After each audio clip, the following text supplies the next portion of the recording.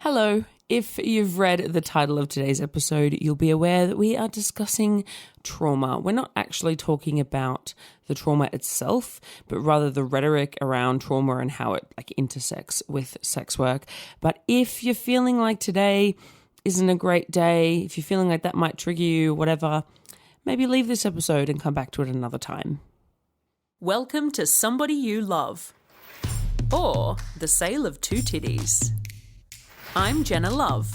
And I'm Holly Hart. And we're experts in disappointing our parents, breaching community guidelines, and banging the people who vote against our rights.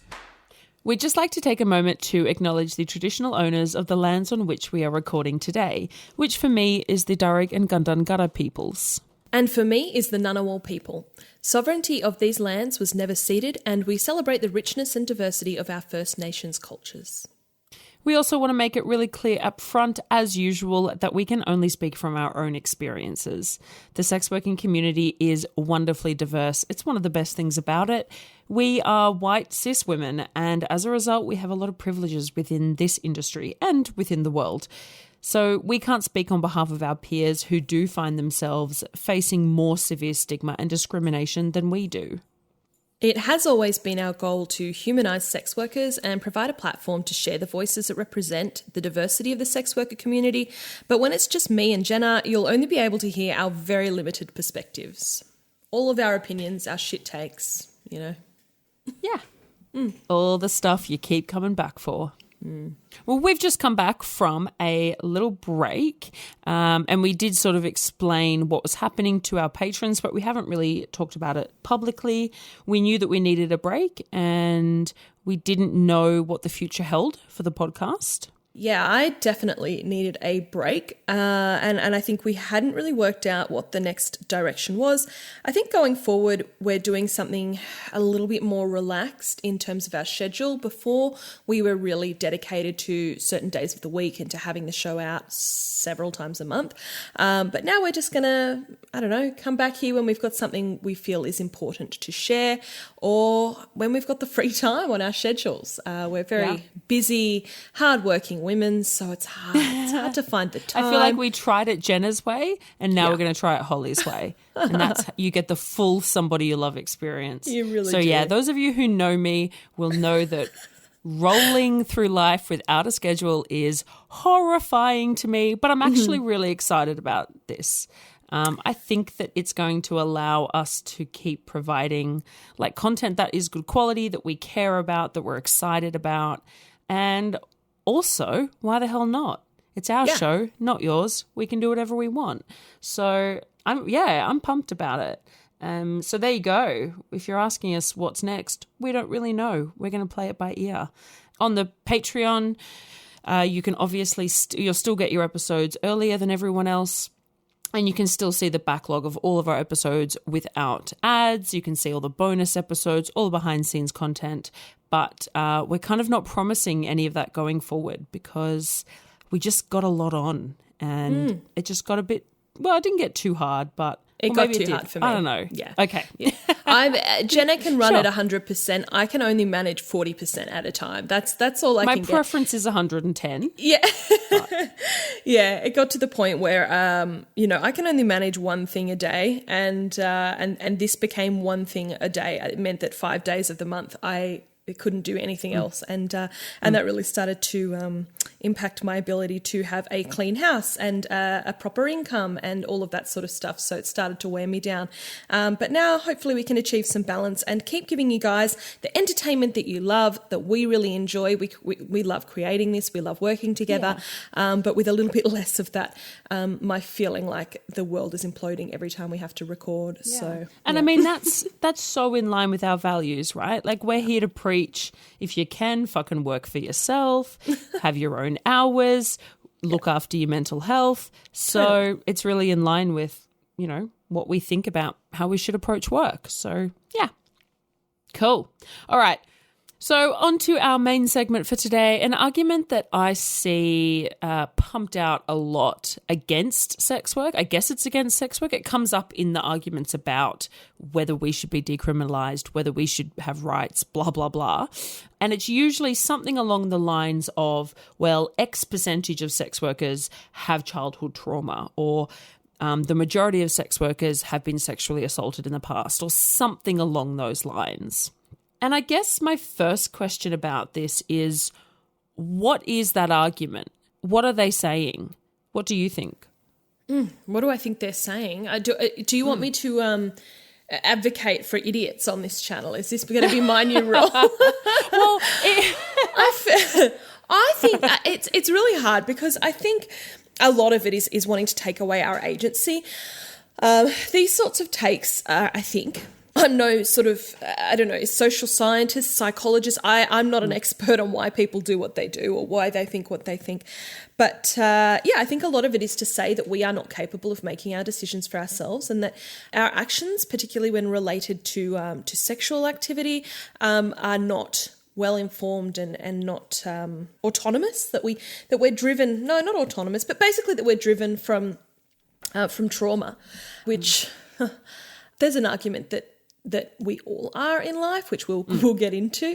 But yeah, I think particularly when it comes to sex as a job, society really likes to pick apart people's agency. And while I think that is relevant, I think it is important to value people's choices in life. I don't think that's always an option for a lot of people in a society where bills need to be paid. And I also don't know whether it's, exclusively a sex work thing that we should be concerned for, whether people are able to make their own decisions. Again, stuff we're all going to get into. But yeah, I think the root of it there is that people want to infantilize us, see us as incapable of making these decisions related to sex work. I think that's important, because they never say that, right? No. They always say, well, this many sex workers have trauma in their past. Yeah. And I go, and so what's the next step of that? And I can only assume, and I don't want to put words in their mouths, because I'd love to have an argument in good faith where I actually understood what it is they're trying to say, but I can only assume they're saying, and thus what they have to say about this is invalid, or they can't, as you said, they can't make their own choices. They don't have their own agency. Yeah, and they shouldn't therefore be doing sex work. They should be only having sex under XYZ circumstances, and they need to be rescued, which I think in life a lot of welfare situations call for this sort of attitude, not specifically infantilizing people, but seeking out where people are being taken advantage of, and giving them options and helping it to assist them with moving into whatever it may be that's better for them psychologically. But whether you get to make that decision on what is good for you is a big deciding factor there, and is very important to the argument. Yeah, I mean, that, as you said, when neither of us are welfare specialists or sociologists, etc. No. And I don't know how in those kind of social work contexts that sort of thing is decided on. Actually, I was just watching that documentary on Britney last night about the conservatorship, and so that is totally a tangent, but makes me think of that. Like, at what point do we say that people can't make their own choices about their lives? And I think that it's a pretty extreme point, and historically we talk about, we've got displacement of families, we've got stolen generation. Yes. Like, we have a history of thinking that people don't know what's right for themselves and for their families, and thinking that we know better. And I think that is really, really dangerous. I think that's you really want to be sure of that. You really want to be sure that someone's mental faculties are non-existent if you're making choices like that. But again, I don't know about that stuff. I think a lot of these views come from a good place. I think, I don't want to defend those sorts of lines of thinking too much, but the fact that it comes from a place generally of wanting to help, people think that they're helping. They think that they see people who are being taken advantage of or who are being disadvantaged. And I think that's the role that you and I take on and a lot of sex workers take on is that role of trying to educate and trying to break down that stigma that people with trauma do have agency and can make decisions for themselves, and also that people within the sex industry do get a lot of job satisfaction, and that there is value in that work, and that it is work. It is a career. It doesn't have to be, as we always say, worthy or honourable or whatever, but that it can be a job that is not damaging, or that it actually can be a job that is really healing. It can be a job. So, and is it any more damaging than many, many other jobs we've discussed on the show before? My most depressed points in my life were spent sitting in cubicles in an office. So, and that's just my anecdotal, story. But I was talking to somebody recently who I haven't seen in over 10 years. I was just speaking to them the other day, and I said, so what are you up to, And they talked about how they're working in an office doing administrative stuff. And in my brain, I went, oh, God. And that was not a comment on their experience, but it was a comment on my own, because I know that for me, I have been in that environment and it is not for me. And I think I said something like, oh, do you find the work like stimulating, or do you enjoy what you're doing, And which is always my question. I think, do you enjoy it? That's literally all that matters. Or do you get something out of it? You don't necessarily have to enjoy your work. And she said, oh, well, it's a massive step up from the retail I've done for the last 10 years. And then I went, oh, fuck. And then I remembered all the years I did in retail, and I was like, oh, shit, yeah. So, whatever. It doesn't mean much. Side note, I think you would love most admin jobs. I think the office environment is what would kill you, but the actual 100%. Enjoyment of organising things, oh, I loved it. It was the jobs that I did were so satisfying. I really liked the admin side of it. It was the management and the office and the dreariness of a 9 to 5. For me, it was being in the same location every day. I've worked out that that's something. Okay. Driving to the same place every day kills me. I can't do it. Yeah. So, and there's plenty of people out there who would look at our jobs and go, oh, God, I couldn't. Oh, fuck yeah. Fine.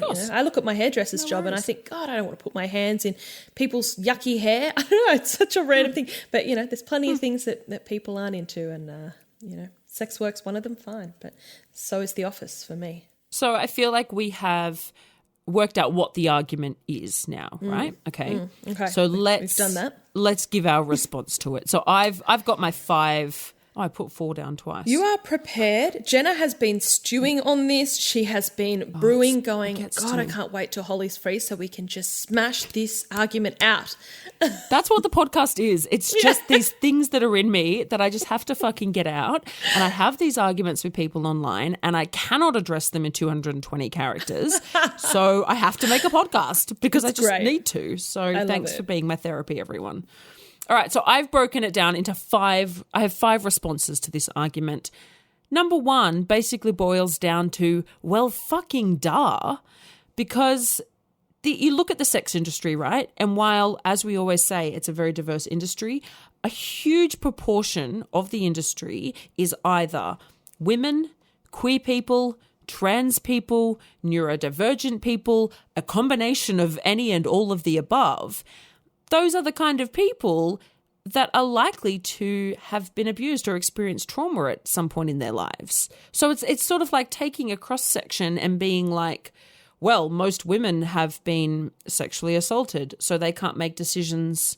And it's like, well, of course they have, because they're women. That's what happens, Not saying that that's okay, obviously, but I think it's so rough to take this group of marginalized people with all these intersecting. I mean, there are also intersex people in the industry. I'm sure. I don't think I know of any, but I'm sure there are, because there's plenty of intersex people out there. A very large proportion of people that are intersex. Yeah. I'm just going to go, just quick side note, which we will, may or may not. Tangents. But let's call this episode Somebody You Love Goes on Tangents. On tangents.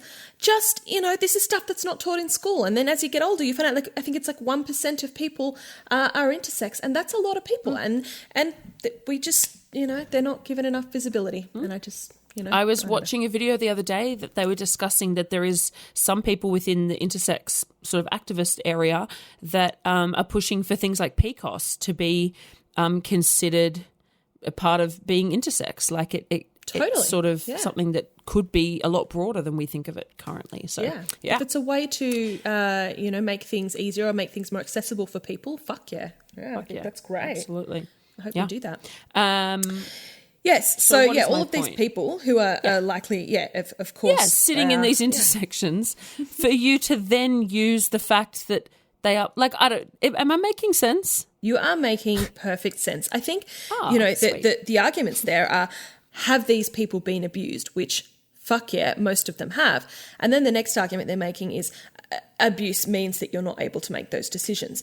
And so what we're addressing with this first point is, have they been abused? Almost certainly. We can agree on that point. We can agree that a lot of these people have been abused, particularly childhood trauma, but then, going on through their lives. It's not a thing that is often a one-off incident. It's a repeated pattern throughout their lives of abuse, particularly when you are in the intersections and you do have all of these things that mean that you're othered. And your comments about our agency not needing to exist because we've been traumatized is a continuation of that. So thanks. It's wild. It is. It is another part of abuse. Thanks for continuing to perpetuate the harm. That's great. Yeah. But tell me people who haven't been abused. My unscientific perspective on this is that sex workers tend to be a lot more open about a lot of things. We have these profiles where we're not tied to any specific employer or any brand where we have to uphold certain images or where we can't speak about things. And usually we've worked through a lot of... we've made a lot of progress in owning who we are. And so we're a lot more able to talk about the things we've been through and be really open about that. Whereas Bob the accountant or Jane, who is a psychologist, might not be so out there publicly about their own mental health struggles because that's not a good look for their business or, it might not be a good look for sex workers, but we don't have to give a fuck, basically. Yeah. So I feel like sex workers, you do tend to hear them. To be honest, I think it can be a good look for our business, though, because a lot of our clients are facing those things. Yeah, it's relatable. And sort of putting an open, putting out that there's a safeness to sharing with us can be an element of that. So I think that's a factor. I agree, and I think I've always been of the view that the more open and honest I am with these things, the better it is for the people around me. I think that it's really helpful for people to destigmatize that. So I feel like we can be more open about it. You will find that the more people that you speak to about your own mental health issues or the more people that you know with mental health issues and that you discuss it with, the more slowly come out and tell you their experiences. And you'll find very few people out there who have not experienced childhood trauma, no matter what their job is now. It's sadly abuse and shitty experiences are a big part of life. Yeah. They absolutely are. I think, so that's the next point, right?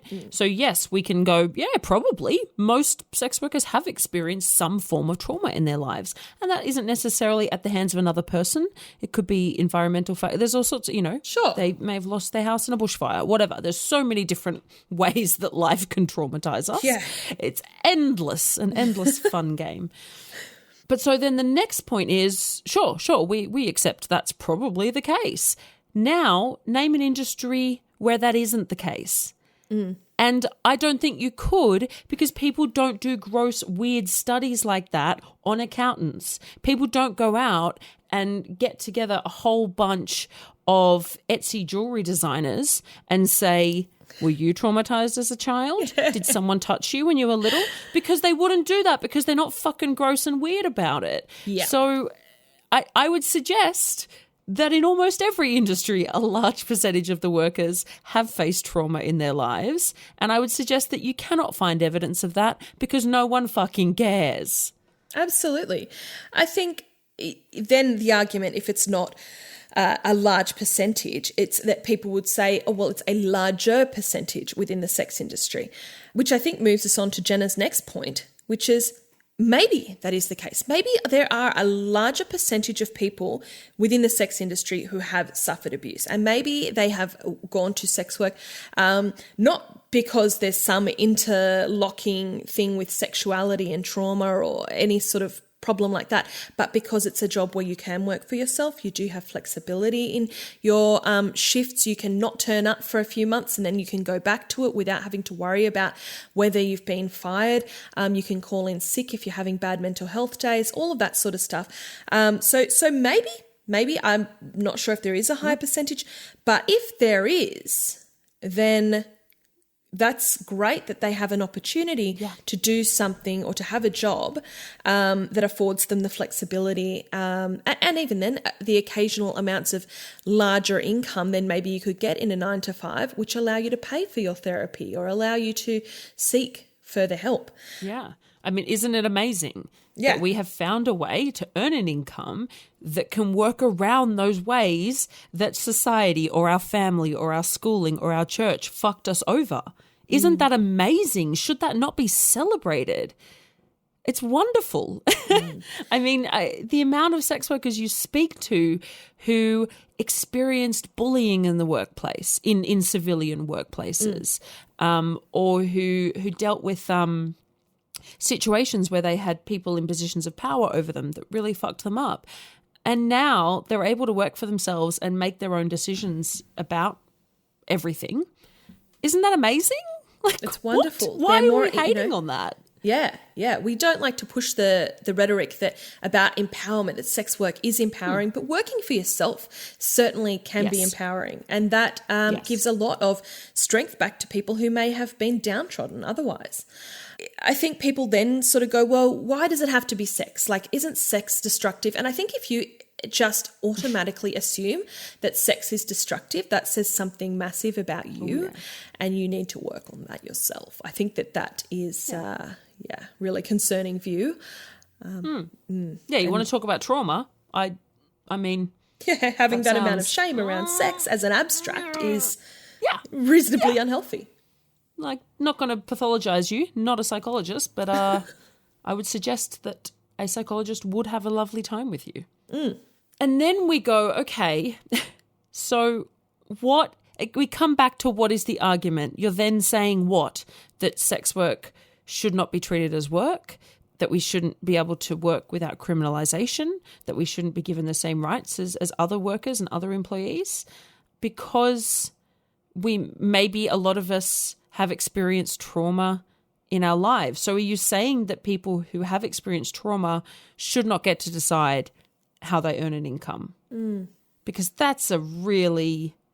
I mean, as we've covered, we think the vast majority of people have experienced some level of trauma. So now you're just saying basically almost no one has the agency to pick what they do for work, which is...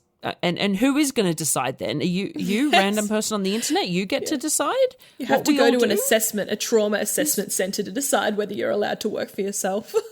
I mean, it sounds like the Chinese government picking out gymnasts as kids. Nice and authoritarian. Yep. Yeah, love that. So I think that's a really bizarre thing. And I think it's also a really... I don't know if this is going on another tangent, perhaps it is, but like people, like trauma's shit, right?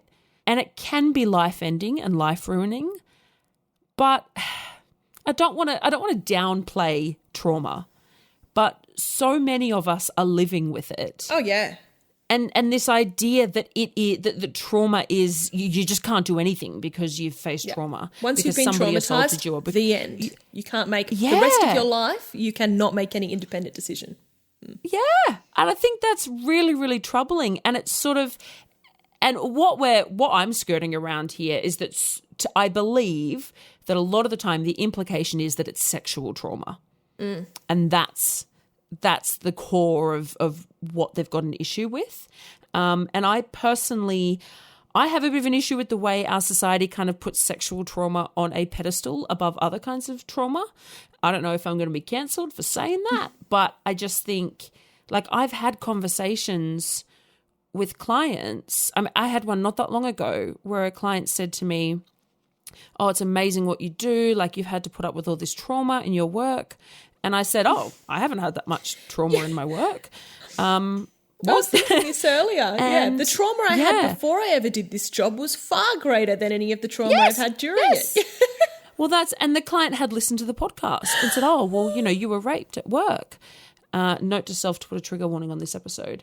And I said, oh, yeah, but that was nothing compared to trauma I've had of a non-sexual nature outside of my work. And he was like, oh, and we had this conversation. I realized that for him, a woman being raped was the ultimate awful thing that can happen to a person. And I'm not saying that isn't the case for some people. Oh, it absolutely can be, right? Obviously, it's horrific. But I'll put it on record that the shit I've been through in my life, rape ain't in the top 5. It just isn't. It's fucking awful. Wish it hadn't happened. But for me personally, and I mean, far out. Obviously, I shouldn't be putting them in an ordered list.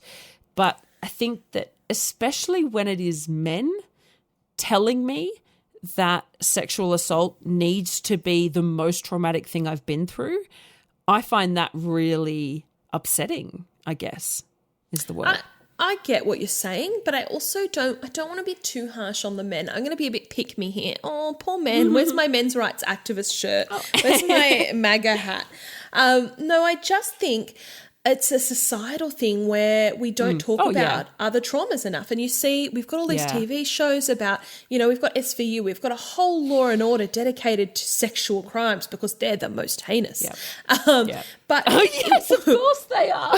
We're not giving enough gravity to the fact that people can be sustained. This is hard to talk about while we're giggling, but, this is how we deal with shit, is that, people suffer really traumatic things that keep them up at night for the rest of their lives that are not sexual abuse at all. I don't have to give examples, but I can say things like people who've worked in the military, people who were severely neglected as children, people who suffered narcissistic parents, or people who, witnessing violence in the home, alcoholism, severe poverty, people who just didn't know where their next meal was going to come from, and that was something, serious bullying at school. I could go through a whole list, but there are so many things, particularly when they're sustained over many, many years, that can cause a lot of trauma that is really severe. But as you said, society tends to just give a lot more air to sexual crimes, which, are just as horrible, or sexual abuse, which is just as horrible. But I think sometimes we forget that trauma can come from such a wide range of factors. Yeah.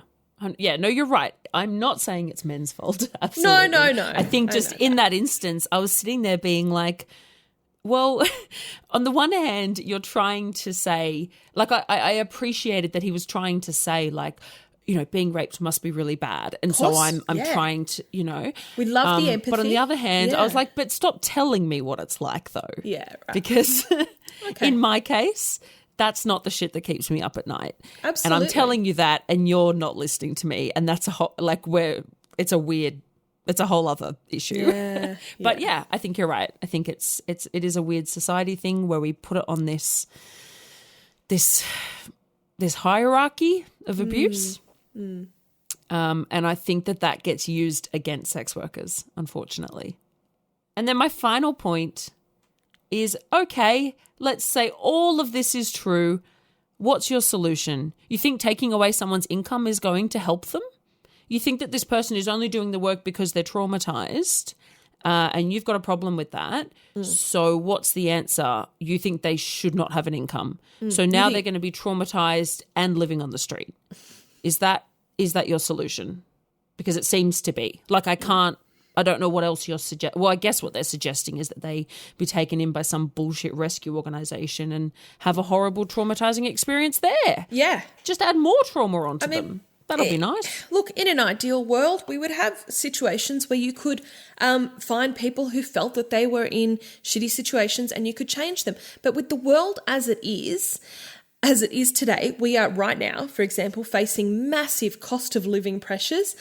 It's really hard for unskilled people to get a job that pays the rent, let alone the rent and the bills and child, rearing costs and all the rest of it. So right now, if you cut off somebody's access to their income, and you go and put them in an $18 an hour job, won't even keep a roof over their head, I don't see how that solves a problem. You can sit there and pat yourself on the back and go, she's no longer a prostitute. But is that solving anything? Is that really fixing society's problems? I don't think so. And do you know what? If someone rocks up at that job and says, I'll give you $200 if you suck my cock, she's going to fucking take jump. I'd be on it. Like, you've not saved her. Not at all. If we had a system where you could provide people with free psychological help, and I don't mean and I'm not shitting on these sorts of services, but like a 1-800 number that you call in, whatever, but I mean a proper trained high-level psychologist that can give you weekly appointments and work through trauma with you, an opportunity to upskill where you are paid for your time substantially. You can get through and get qualified in something new, whatever, housing that keeps a roof over your head immediately. So there's not, because I think here in Canberra it's a 2.5 or 3 year waiting list, maybe longer, for government housing. If you can guarantee all of those things and you then want to approach sex workers that you think are in trouble and say, hey, do you want to do something different? Great. I support that. Fuck yeah. Give people opportunities to make decisions. And while you're doing it, go to all of the other marginalised communities. Go to all of the other jobs that are, working basically. Start at Woolworths, though. Yeah. Don't start at brothels. That's what I mean. Go to things where they're literally, in Australia, are slaves. Like, we haven't even discussed that as part of this episode. Yep. But go to restaurants. Yep. Yeah, go to farms, go to cleaning companies that have employed people who are migrants on, dollars, put them in houses of 16 people, things like that. First, great. Support your idea for helping people. Love it. But as it stands right now, approaching sex workers just because you have some weird thing about sex and then just taking their income away from them with no proper solution, there's a big flaw there. Our question for this week is it nerve-wracking when you are meeting a new client? And if so, what are you scared or nervous about? Is it nerve-wracking? These days I don't get nervous.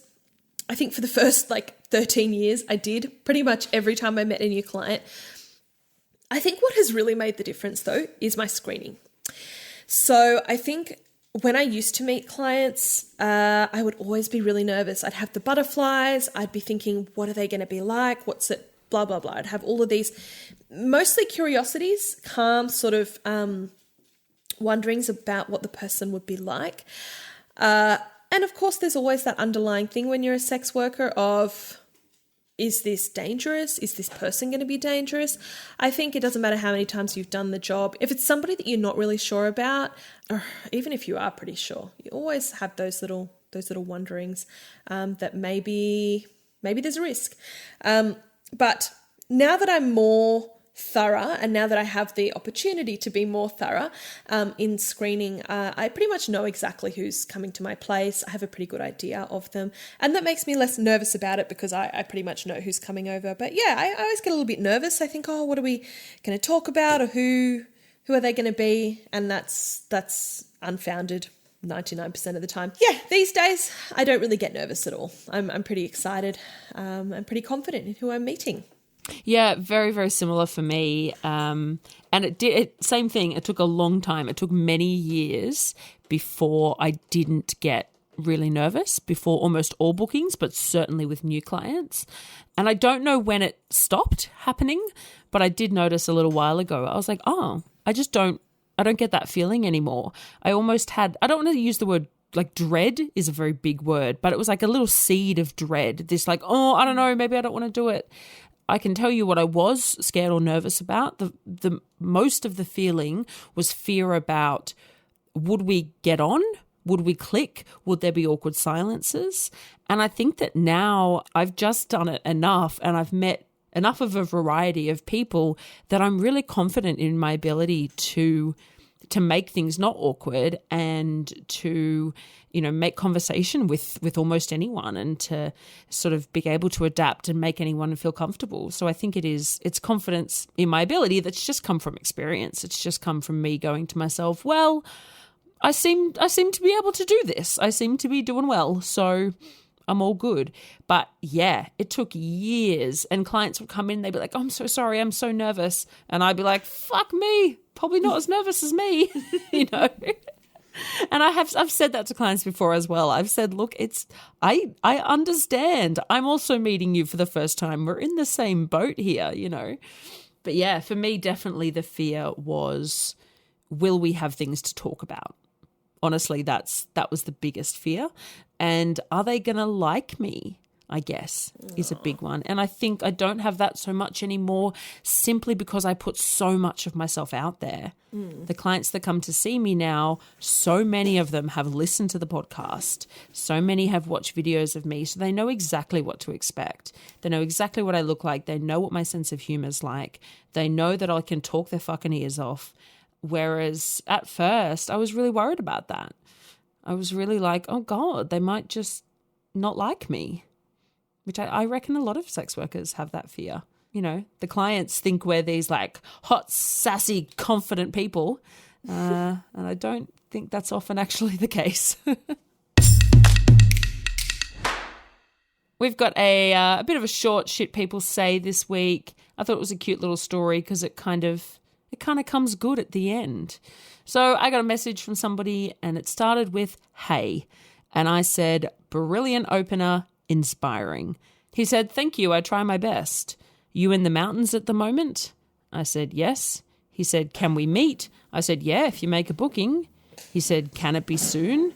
I said, you're welcome to book the next opening I have. He said, when's closest opening? I said, I don't know, you'll have to check. He said, how much to fuck you right now in the back of my cruiser? And I was like, oh. I said, $10,000. He said, could you do 3? I said, $10,000. He said, all right, sounds worth it to me. I said, no, it doesn't. Fuck off. He said, ha, ha, ha, I'm only 18 anyway. I said, so? Like, why are you telling me this? And then he said, fuck yes, all right, I'll book online. So I think maybe he thought he wasn't allowed to see me if he was 18 or something, or that I wouldn't want to see him, which is, you know, some wouldn't. Yeah, it's not the 18-year-old part that's getting us, honey. That's not the issue. That's not the problem here. Yeah. Oh, it's never what they think it is. And then a little bit later that day, I got, hey, surely we can just quickly link today at some point. I'll come to you. And then another message, how much just for a quickie? I can't wait till October to smash. To smash. And I was like, oh, as arousing as this conversation is. Like, maybe this is the 18-year-old part. Yeah. You know, let's fuck right now in my cruiser. I can't wait to smash. Like, maybe trying to woo a 34-year-old woman isn't, you're not using quite the right language. And I responded, look, demonstrating a lack of regard for boundaries to a sex worker is not going to get you far. He responded, yeah, you're not wrong, sorry. And I was like, cool. I was really happy with that interaction. I mean, he probably wasn't. He didn't get what he wanted. But I was like, hopefully that he's learnt a little something from that. I don't know, maybe I'm being preachy, but hopefully the next time he contacts a sex worker, he'll sort of think twice about pushing their boundaries. Doubtful. Which is great. And if he is 18, fucking good. Maybe think that about everyone you interact with. Thanks for joining us on our random return. It's been a pleasure having you guys. I don't know. We appreciate our listenership a lot. Sorry if we've devastated you with our absence, but hopefully we'll have plenty more entertainment to come. And, if you have any suggestions or thoughts or opinions or comments, feel free to chuck them on our socials. If you want to share our podcast with friends, do so. We love having people spread the word as far and wide as possible. And if you don't want to share it with your friends, do so anyway. Yeah, do that. Yeah. Thanks so much for being here. Thanks for listening right to the end. You completionist, you. We'll see you next time, whenever that is. Bye. Bye-bye. Please look out for us on Twitter, Instagram, Facebook, and Patreon. Our name everywhere is Somebody You Pod, as in podcast. Our Patreon starts at just $3 a month, and you can get all of our episodes ad-free and a day early, plus bonus episodes, behind-the-scenes action, bloopers, and more. Thank you for taking the time to listen to the voices of sex workers. And remember, somebody you love might just be a sex worker.